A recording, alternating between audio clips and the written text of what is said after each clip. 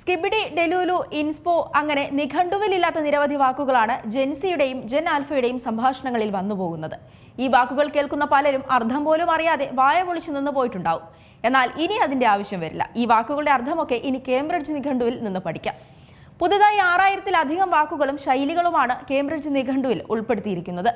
Internet, social media പ്ലാറ്റ്ഫോമുകളിലൂടെ പ്രചാരം നേടിയ വാക്കുകളാണ് ഇവയിൽ കൂടുതലായും ഉൾപ്പെടുത്തിയിട്ടുള്ളത്. ഈ വാക്കുകളും അതിന്റെ അർത്ഥവും പലപ്പോഴും മറ്റു ജനറേഷനിലുള്ളവർക്ക് മനസ്സിലാകണമെന്നില്ല. ഇത്തരത്തിൽ ഇന്നത്തെ തലമുറകൾക്കിടയിൽ ഏറെ പ്രചാരം നേടിയ വാക്കാണ് സ്കിബിഡി. സ്കിബിഡി എന്ന വാക്കിന് സാഹചര്യത്തിനനുസരിച്ച് അർത്ഥം മാറാറുണ്ട്. കൂൾ അല്ലെങ്കിൽ മോശം എന്ന അർത്ഥം ഈ വാക്കിന് വരാറുണ്ട്.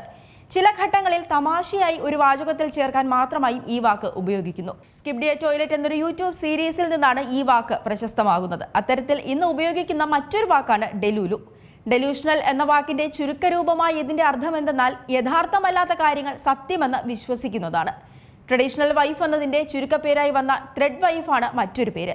വീട്ടുകാര്യങ്ങൾ നോക്കുന്നതിലും പരമ്പരാഗതമായ ഭാര്യാ സങ്കല്പങ്ങൾ നിറവേറ്റുന്നവരെയുമാണ് ഈ വാക്കുകൊണ്ട് അർത്ഥമാക്കുന്നത്.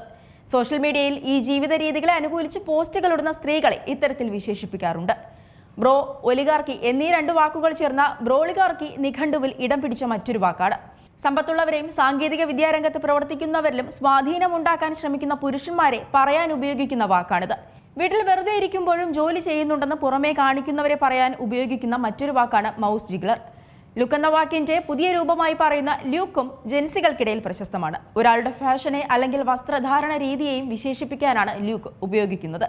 ഇൻസ്പിറേഷൻ എന്നതിന്റെ ചുരുക്കരൂപമായ ഇൻസ്പോയും കേംബ്രിഡ്ജ് നിഘണ്ടുവിൽ ഇടം നേടിക്കഴിഞ്ഞു.